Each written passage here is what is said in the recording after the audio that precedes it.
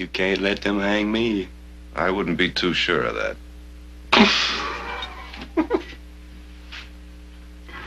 Did you kill Clem Watson? No. You threatened to. That's right, and I would have killed him, but somebody beat me to him. Maybe I'll have more luck with his brother when I get out of here. Do you mean that, Tom? Yes. Then you better get yourself another lawyer. Name one. You can't. I know you, Jared. Your conscience won't let you deny me my constitutional guarantee of right to counsel. Don't push me too hard, Tom. I'm just being honest with you. Isn't that what you want a client to be? So let's get it all straight. For 10 years, nothing has changed. My people are still drowning in a cesspool of filth and hunger and disease. And don't tell me about your people. I know what they're suffering. And I didn't come here to listen to you make a speech about it. You'd better listen. Because when I get out of here, Jared, I'm going to do everything I can. Does everything include working for the Modoc reparations bill? Oh, it's too late for that. You want it all right now, don't you, Tom? Well, it doesn't work that way. And my people are going to take an awful lot of you people down with them when they go. I know what you want. You want me to walk out of here, don't you? So you can say, there's a white man for you. Well, if that's what you're after, you're wasting your time. If I do walk out of here, it won't be because of all the white people you say you're going to kill. And if I stay, it'll be because you haven't killed anybody yet.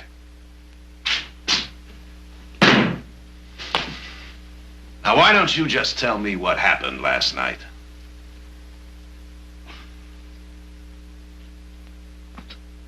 All right.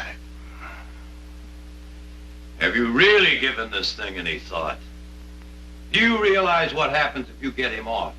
What happens if I don't? If that man goes free, he's gonna hang sooner or later anyway, feeling the way he does. Probably. No, probably about it, Jared. Still, Nick, the law takes a rather dim view of hanging a man for what he says he's going to do. Really made up your mind, haven't you? You're gonna go ahead and defend him, knowing full well if that man gets loose, he's gonna do everything he can to turn every Modoc on the warpath. Also knowing full well that he would like nothing better than burning the whole town of Stockton right to the ground. Yes, Nick, even knowing that.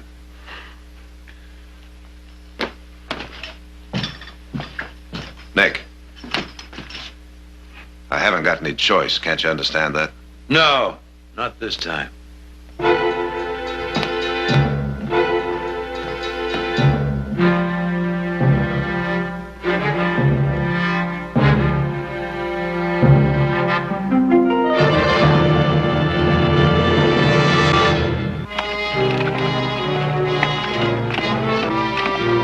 Testified that you, your brother, and Miss Bailey arrived at the ranch about midnight. Is that right? That's right. Then, Clem dropped you and Miss Bailey off at the house and drove on to the barn. He drove right inside. Did you see him do that? Yes? Could you see him after he went into the barn? Well, no, but Lil and I heard him yell out when the Modoc jumped him. From the hayloft? Yeah? Mr. Watson, if you couldn't see him after he drove into the barn, how do you know he was jumped from the hayloft or any other place? Clem told me. Clem told you? Yes. When did he do that? Well, when I ran inside to help him. And what was the defendant doing while you got this information? Just standing there patiently while you two had a little talk? Well? No, Clem yelled at me while we were fighting the engine. Wasn't that far-sighted of him? Almost as if he knew he was going to be killed by the defendant and you'd be here testifying against him. Now, Mr. Watson, you further stated that you tried to come to your brother's assistance by drawing your gun, but the defendant knocked it out of your hand. Yes. And you couldn't get it back. Yes. Then you ran out of the barn. I told you I had to go in the house to get a rifle. Leaving your brother alone with a man who'd sworn to kill you both not 4 hours earlier? I had to do something. You could have stayed there and fought. Well, I didn't think. You didn't think. Well, may I suggest that you think now, Ben? Think about telling the truth?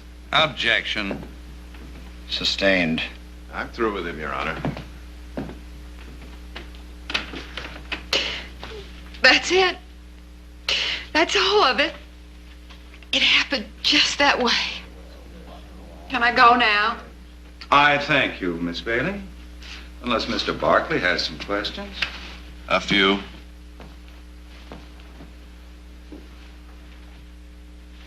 Now, Miss Bailey, where did you and the Watson brothers go following the altercation in the street? to Murphy's Saloon for a drink. A drink. Isn't it a fact that the three of you sat there for several hours, drinking heavily? No, And that when you arrived at the Watson Ranch, you were completely intoxicated? that ain't true. Your Honor, I'm prepared to introduce at least a dozen witnesses who will testify that Miss Bailey and the Watson brothers were drunk to the point of staggering when they left Charlie's saloon, not a half hour before the victim was killed. And I'm one of them. Mr. Barkley, unless you can restrain yourself, I shall have to ask you to leave this courtroom. I'm sorry. I said I'm sorry. As I was saying, Your Honor, I'm prepared to produce these witnesses, but I was hoping to spare the court such a tedious parade. What is the relevancy of your line of questioning, Mr. Barkley? Just this, Your Honor. We've heard Miss Bailey testify that the moment they heard Clem Watson yell out, they ran into the barn. Well? And she further testified that when they arrived, she saw the victim lying on the floor with blood on his shirt and the defendant standing over him with a pitchfork in his hands. But not a moment ago, we heard Ben Watson testify that when they got to the barn, the defendant was still on his feet, fighting with the victim. Now, I suggest that either one of these witnesses or both are lying. I object. Or that they were so drunk they have no idea of what happened in that barn. Therefore, their testimony is incompetent in this court. Oh, Your Honor, I object. Sustained. Your Honor, I have no further questions of this witness. Mr. McCann, State rests. is the defense ready to proceed immediately? I am, Your Honor. I have only one witness to call. Mr. Tom Lightfoot.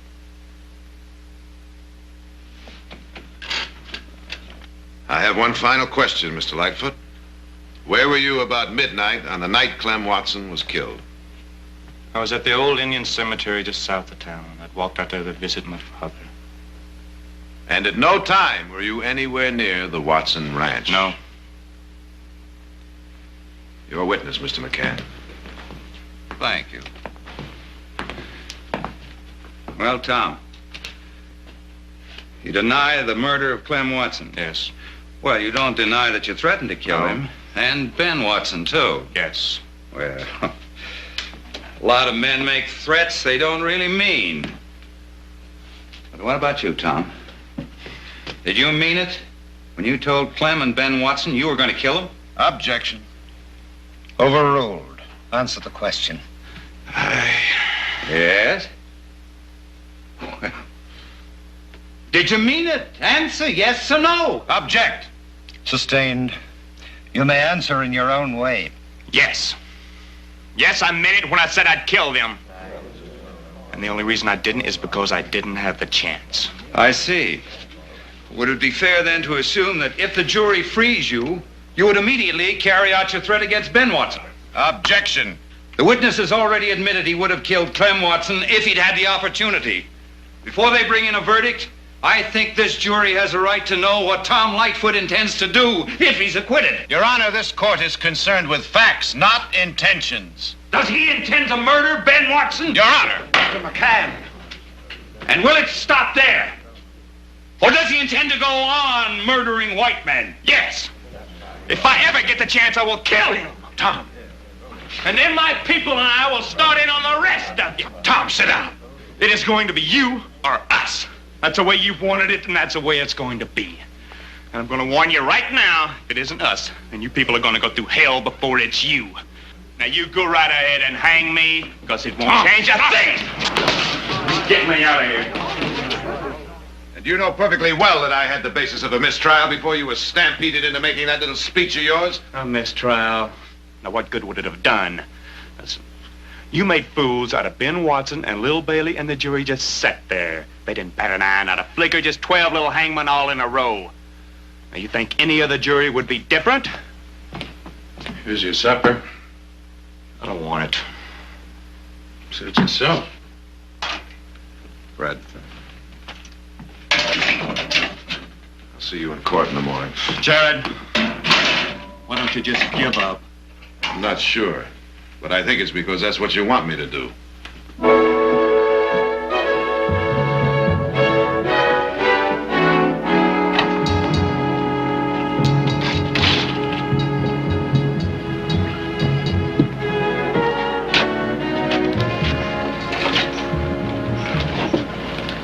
pretty good way to get your leg broken.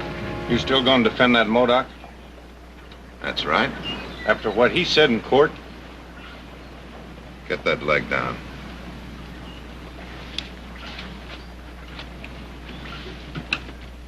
It's gonna take a lot of fancy tricks to get that engine off. You do, and you're gonna have to find another town to live in.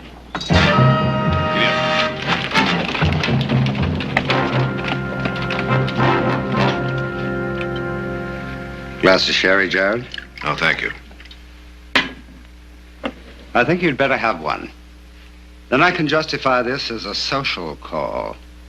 Otherwise, I think it would be improper for us to discuss a change of venue outside the courtroom. That is why you're here, isn't it? Yes, it is. Wasn't hard to guess. If our positions were reversed, I'd probably be doing the same thing. Tell me honestly, Jared, do you think Tom Lightfoot could get a fair trial in any other county in this state? All I know is he isn't getting one here. Well, does he really want one? I thought he did until his outburst in court today. Well, Andrew, I can't really say what's going on inside of him. I suppose one would have to be an Indian to really know. But whether or not he wants a fair trial isn't the question. That's irrelevant. It's our job to see that he gets one. You do realize, don't you, that what he said in court today will be publicized everywhere? Tom Lightfoot is a minor celebrity. I assure you, Jared, there is nowhere you can take this case where the emotional climate will be any different. I think that remains to be seen. Jared, you want to see justice done. And so do I, but it will have to be dispensed right here in Stockton. Are you turning my request down? You give me no real legal grounds to accommodate you. As you say, this is no court. But tomorrow morning when court does convene, I'm going to make my request again. I want the record to show that you turned my plea down. Jared. Good night.